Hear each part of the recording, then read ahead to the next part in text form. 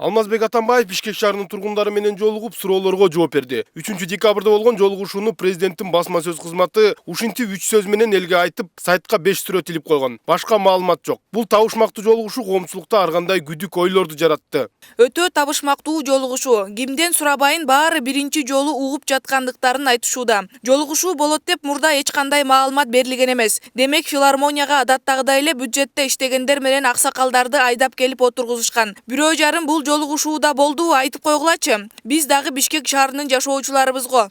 Жолугушуунун видеосу бир дагы жерге чыккан жок. Айрым маалымат агенттиктери видео таап бергендерге сыйлык жарыялап жиберди. Ошондуктан ал жерде эмне тууралуу сөз болду, кайсы суроого эмне деген жооп болду, ал дагы сыр бойдон калууда. Все это закрытость данного мероприятия, она порождает массу слухов. Сейчас в сети некоторые говорят, что велась агитация за социально-демократическую партию Кыргызстана. Кто-то говорит о том, что велась агитация за изменения в Конституцию. Мы не можем это опровергнуть и не подтвердить, потому что как такового нигде в сети нет ни одного видео с этой записи.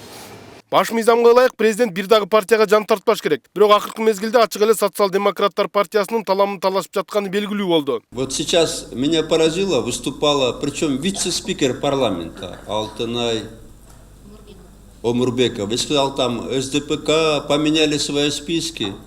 Алтынай, посмотри на списки своей партии до выборов. Я как сейчас помню, второй Нефадев, молодой парнишка, третий еще кто-то, четвертый и так далее. И посмотри сегодня, одни олигархи и родственники чьи-то. Поэтому надо совесть все-таки иметь. Совесть надо иметь. Парламенттик шайлоонун алдында дагы Алмазбек Атамбаев өлкө аймагын кыдырып, СДПКга ачык эле үгүт иштерин жүргүзгөн. Атыгүл СДПК партиясы роликтеринде дагы өлкөнү ойлойлу, президентти колдойлу деп чыгышкан. Номер 7. Өлкөнү ойлойлу, президентти колдойлу. Анан биздин бир жаш балабыз айтыптыр, Жанар Акаев, Бакиевдин эмне залакасы бар деп. Ал балашка билбейт го.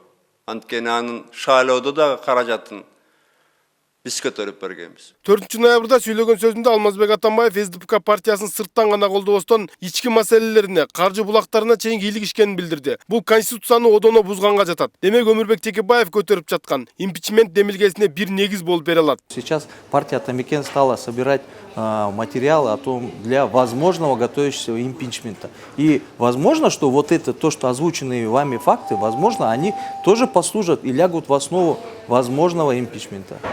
Учурда Атамекен партиясы импичментке негиз болуп бере турган материалдарды топтоп жатат. Президенттин бир партияга жан тартып жатканы бул бир гана факт. 3 айдын ичинде дагы толгон токой материалдар топтолушу мүмкүн дешет демилгечилер. Болот Абдыжапаров, Ринат Элиманов, Сентябрь.